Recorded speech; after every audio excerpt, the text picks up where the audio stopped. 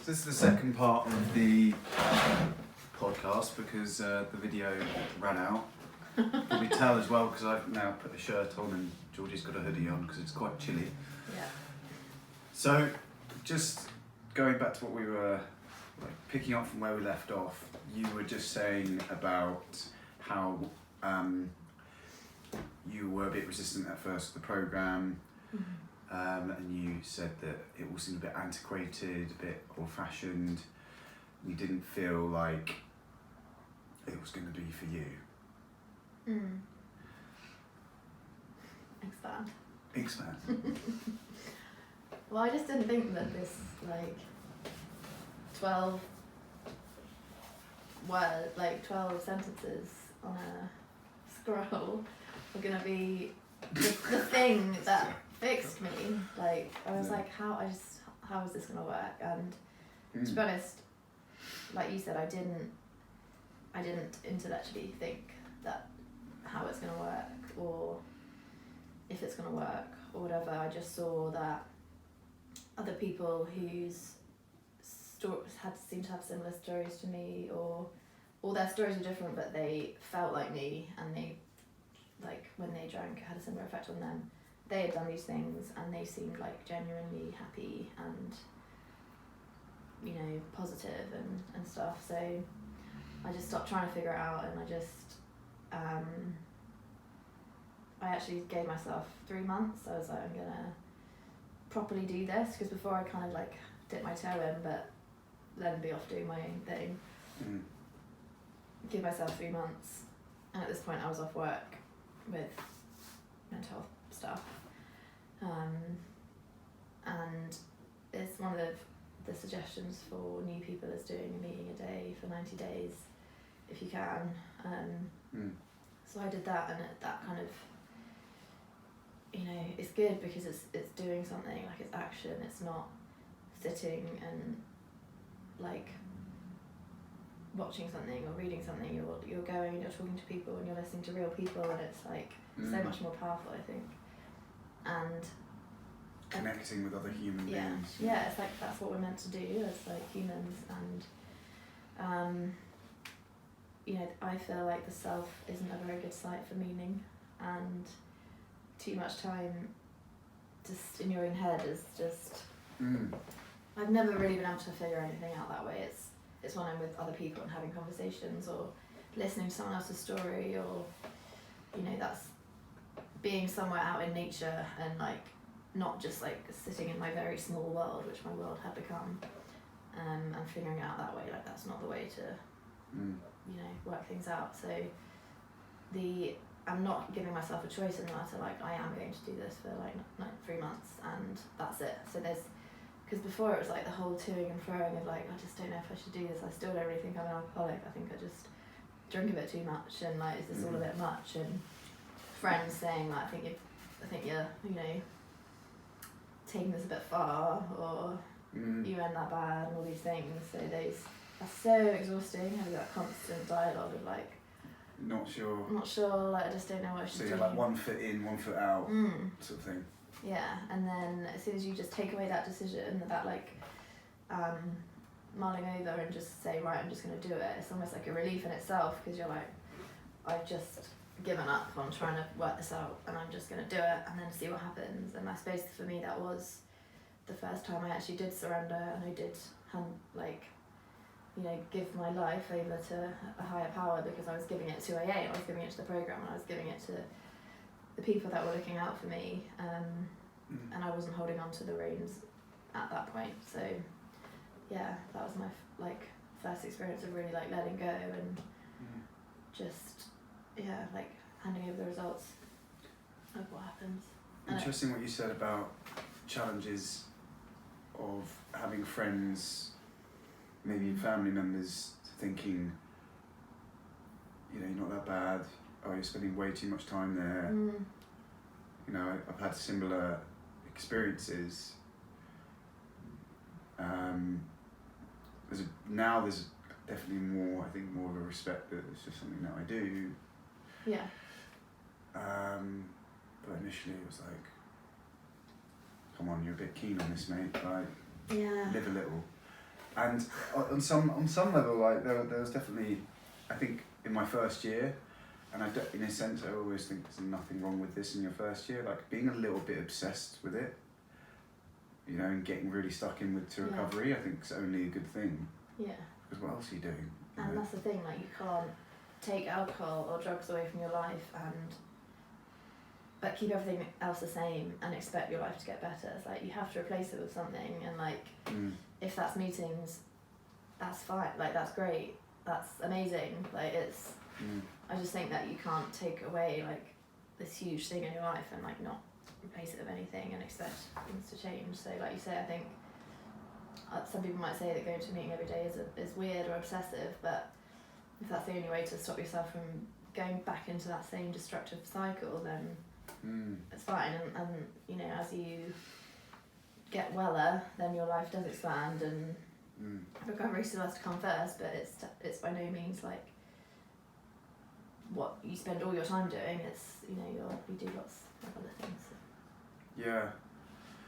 And I think it's just important to say that, like, you know, when friends and family do say that sort of thing, it's not, you know, it's normally, it does come from a good place, you know, they're not trying to be, I don't know, or what sometimes happens is like that it might highlight, someone might not want to look at their own drinking, and especially if they were one of your drinking buddies, they might give you a bit of like stick about it and be like, oh, but you were so fun when you drank and all this stuff, and it's like, actually, if they're really good friends, they just want you to be happy, and they won't, you know.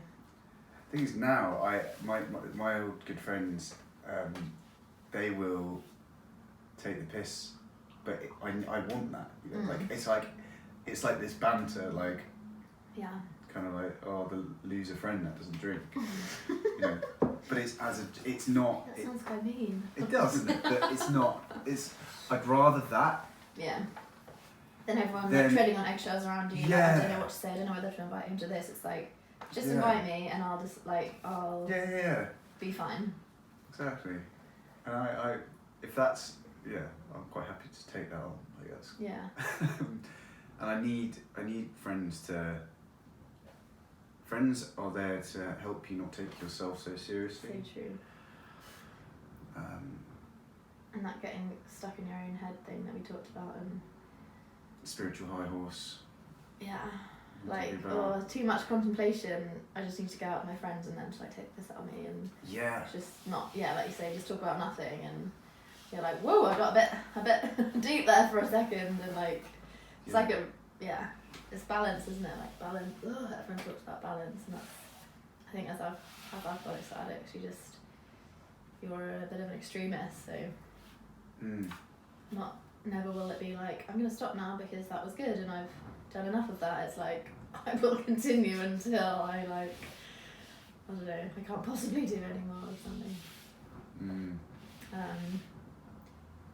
yeah, and I think it's also important to mention that, like, on the outside you might not look that bad, and I think that's something that I struggled with for a while, of being like, but look, I'm like this age and I have a job, and like I have somewhere to live, and everything looks okay, and like I wasn't homeless or whatever, but that just doesn't reflect what's going on inside, and like you can have a world of pain, and like with any mental health stuff, you can plaster on a smile and like act happy, but inside just be like having the most horrendous thoughts and feelings, and so it's nice that, well, it says the only requirement for AA membership is a desire to stop drinking. It doesn't say you must have got to this point where you lost your job, or you must have drunk this many units for this many years, and at the beginning I was like, I'm just not qualified to be here,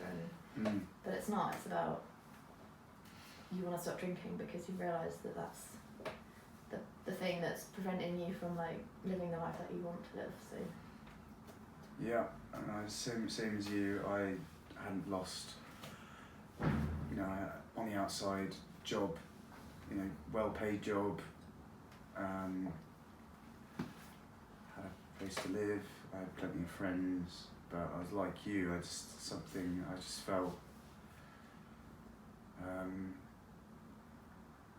felt felt dead inside. I think my soul was just like not being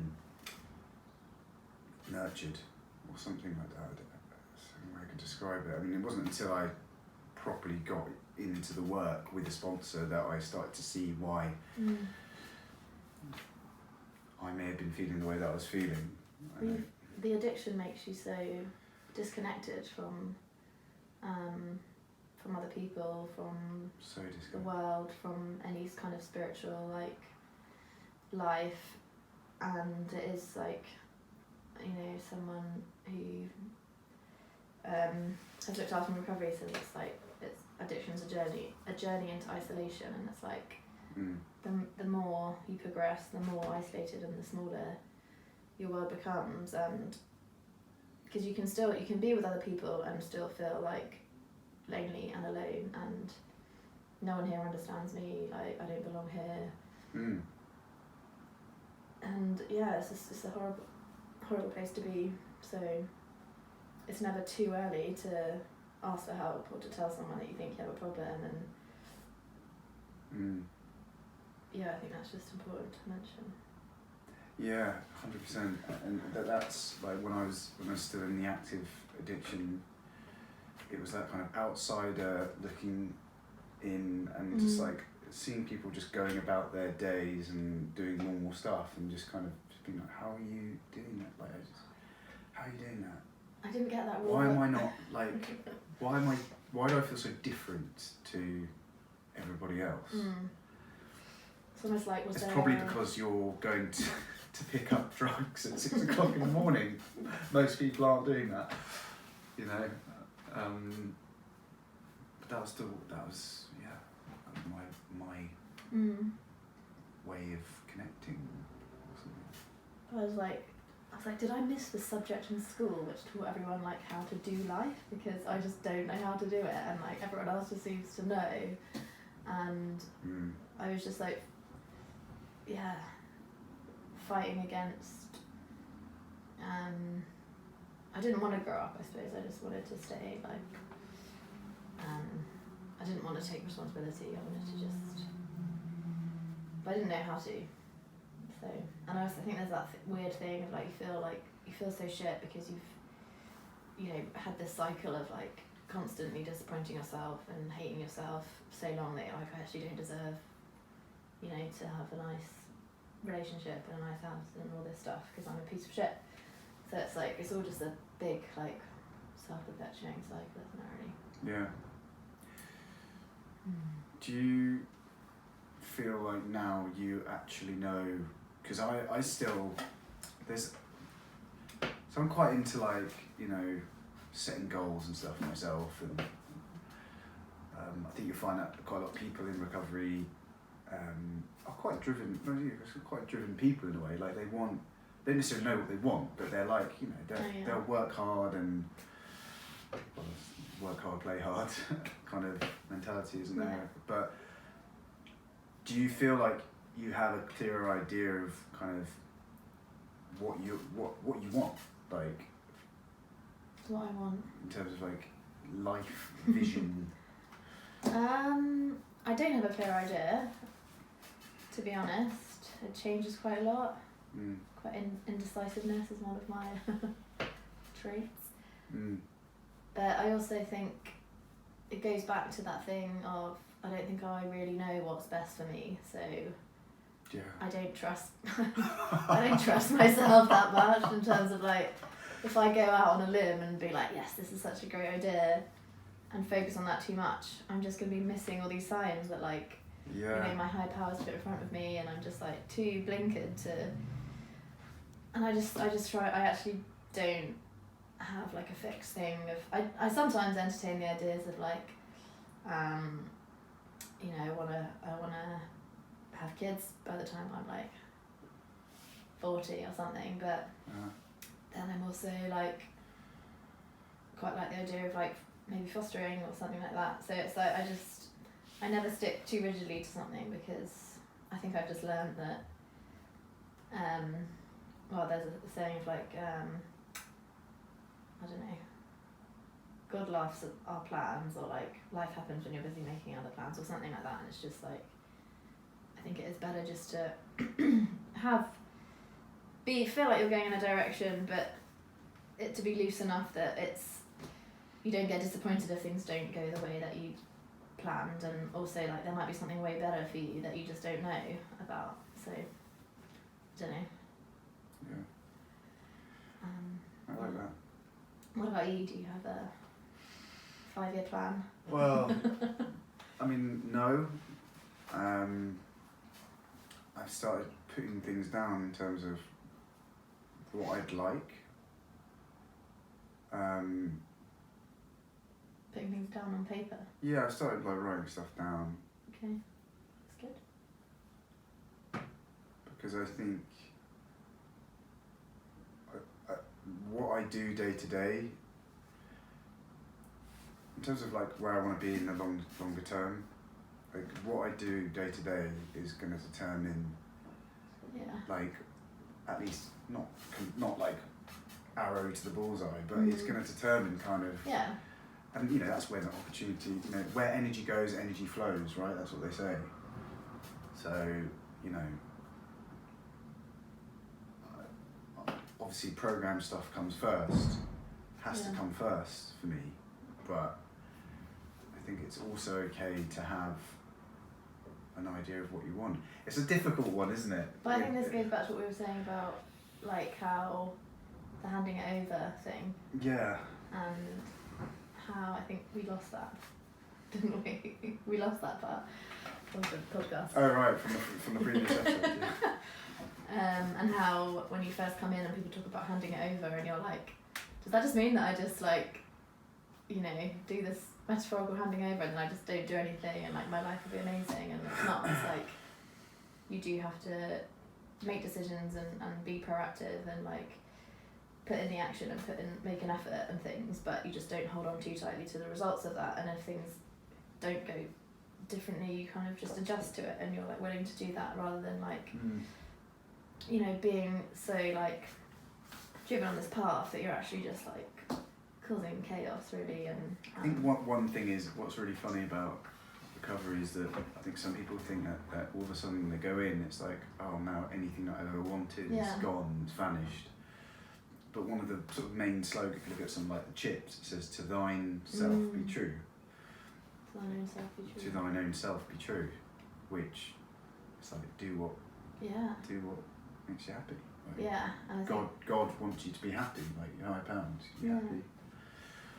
And it doesn't mean say come into AA and become like a robot and don't have your own thoughts and opinions. It's like come into AA so that you can actually be, you know, be yourself and embrace that really. Yeah. Be kind to yourself as well. I think that's something that I still struggle with a bit, you know, from time to time. It's unnatural. Like, I think most people that come into AA don't really like themselves, from my experience. And the concept of treating yourself like you would treat a friend or is like, it was so alien to me when I first came in. And like my sponsor says, like I actually do like love myself now, and I just thought she was really weird. But I get it. It's like you just get your self-respect back, and you're like, okay, I actually need to look after myself, and you want to, rather than just like pressing the fuck it button and just like not caring what happens to you. You're like, or people pleasing, which I think bending yourself out of shape for other people. Yeah, we can sometimes fall into that. Yeah, you start getting sort of to know what you need, what your needs are. I think you said. Yeah, and self-care, as annoying as that phrase is, it's like I literally, my doctor like wrote out a list of like, you know, get up, have a shower, get dressed, have breakfast, like try and do some sort of like walk or like speak to like just all these basic things. And it's like I think it got to that point where I just wasn't looking after myself at all, and I had to really go back to basics of just like I have to do these basic things. And Like eating, sleeping. Yeah. Yeah, which sounds really obvious, but it's like you have to prioritise those things. And you know, we talked before about helping others, and like, I think it's important that you can't give from an empty well. Like you can't. It's not impressive to burn yourself out in order to help other people. Like that's not helpful for anybody, and it's not. You know, it's not admirable. It's not. That's not the goal. It's like look after yourself. But once you've done that, then you can help others, and that's. Can't give something away that you haven't got. That's what they say, isn't it? Yeah. Filling your own cup might be a good phrase to use. Like making sure that you're. Yeah. Don't set yourself on fire to keep someone else warm. That's another phrase. There's one thing I want to ask you actually a little bit about like relationships. Not romantic. Tell me this was going to happen. Not romantic necessarily. Okay. But that notion of being like the product of people that you spend most of your time with. I mean, do you feel like you've had to reevaluate some of the relationships that you had? I think. What, like the relationships I currently had when I came into recovery? Or like that you have or have had, or I think what happens is when you do a lot of like work on yourself, which isn't what the whole, you know, you have to do that at the beginning, but that's not what the program is all about. It's like helping others in the long run, but you have to do this work on yourself before you're able to do that. And like once you've done that work on yourself and continue to do it, like things become a lot clearer, and you're more like connected, and I think that inherent like that instinctual voice that sort of tells you like, oh, this doesn't feel right, or like I'm not getting a good vibe from this person, or I actually think that they're just being quite selfish and I don't think they actually do care about me that much. Like all those things, I think I'm able to see those a lot more than before. It was, I don't know, I think I'd often just hang out with the people that wanted to drink the most. And then you find out that actually they're probably not the people that care about you the most. And yeah, I think you recognise what people like bring you up and like fill you with energy, and are good people, and which people like drain you and don't make you feel very good about yourself, and you leave feeling a bit meh, and make a conscious effort to try and spend more time with the former. And maybe and unashamedly, like you don't owe yourself to anybody, so why would you spend time with people that make you feel like crap? There's a thing that Will Smith says. He loves his old like, you know, little videos and stuff, and he says in one of them like, spend time with people that fan your flames, which I like. You know, people that, you know, they want what's best for you. Yeah. You know, and they can see that you bring out the best in you. They see that you've got potential to do so much more. They're a dime a dozen actually. So I'd say that if you ever come across someone that's like that, like do not take that for granted, because I know I've done that in the past. You know, I've taken liberties and especially when you're drinking, they're kind of the people that you use to, I don't know, probably wouldn't treat them as well, very well, fortunately. I also like stay away from people that make you feel like you're difficult to love. I've definitely been in like relationships, or mostly that like I inherently feel like I'm lovable, like there's something very wrong with me, and I think that's part of my alcoholism as well. But there are just some people that just do that, and so. From their own insecurities or something like that, I think so. Or just not very nice people. just want everyone to like me. That's the problem. Yeah. If they don't, they can fuck off. Right. What's your how have you found like helping others or being of service? How's that like? What does that look like for you, and how's that changed over time? It's so integral. Like, I love, like, I think initially when I first came to recovery, I found the notion of going to meetings and doing service a bit of a drag. Whereas now it's like, I get excited, you know, and I get given, you know, certain levels of responsibility, and I need to fulfill those responsibilities, and it gives me self-esteem and self-confidence and purpose, and because if I'm not doing it, no one else is going to do it for me, unless there's a very good reason. So yeah, I think that's just kind of what recovery's given me in general as well, is, you know, self-confidence, self-esteem, connection, community, honesty, somewhere where, you know, we can laugh at each other's darkness, because there's nowhere else in the world where you can say like, oh, you know, drank, drove, and then got electrocuted on a fence, and, you know, a bunch of people will laugh and kind of relate, as opposed to be like, oh, mate, you're weird, mate. You know? Are you okay? Yeah. I don't think anyone in AA is ever going to turn around to you and say, you're weird. Yeah. You know, because it's like either they've done it, or that, you know, it's just like, done worse. Oh, I can imagine myself doing that, you know, whatever. In terms of like how it's evolved, like now, I've thrown myself into like additional service as well, like outside of the meetings. So I do like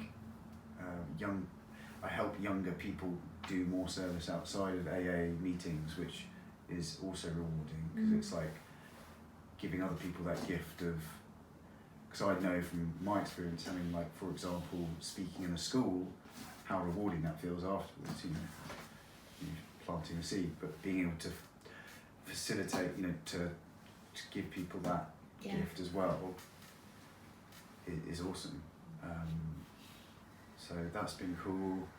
I wish I knew, like, when I was at school, that, like, people didn't drink, or people that wanted to not drink could not drink, and, like, I just didn't think I had any idea, or if I did, I didn't, like, look into it. But yeah, I think, because we mentioned before about how I think a lot of what keeps people out of, you know, getting help or like coming into the rooms is this idea that you have got to a certain point with your drinking, or have like look a certain way, or have lost a job, or like homeless or something, and you don't. You just have to want to stop drinking, and that's it. Like, and you don't have to wait until it gets. Often people do, because, like you say, that's the only thing that can trigger the change. But like, it's never too early to just tell someone, I think my drinking's getting a bit out of control, or like I don't, you know, these things keep happening and it's a bit scary. And there are young people meetings and like women's meetings and all sorts of different types, like something for everyone. So Flavour for everyone, yeah. Yeah. But it makes you realise like how much. There's nowhere else that I've been where you get such a mixture of people in one room, and it makes you realise how we put these kind of societal barriers up, you know. And that otherness. Otherness and class, and, you know. They. Yeah, when you go to a meeting, it's like we are one, we are all connected by the same bond, and you might have been born in poverty, you know, you might have had the best upbringing in the world and have millions in the bank. But you both got this illness. Because it doesn't discriminate, it's not against gender or class or age or anything, it's like once it's got you, like it's got you, and that is, yeah, it's amazing to see the like unlikely like friendships and stuff that come like people have, and I've certainly met like a lot of people that I wouldn't have met otherwise, and from all sorts of walks of life and different ages and stuff, and it is nice because I think that's, you know, that thing of like they're different to me because they're this or that, and that's that like ego boost, but actually it just gets rid of all of that, and yeah, that's pretty nice. Liberating, I suppose. Yeah. Anything else? I think just how grateful I am as a result of going into recovery, and I may not always behave grateful, but you know, I am very grateful for the people that I've met. I'm grateful for my sponsor. I'm grateful for not, you know, one day at a time, not drinking, because it never really ends well.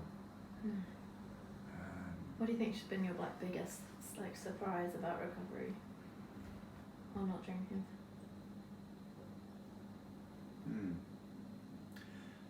Time is a big one.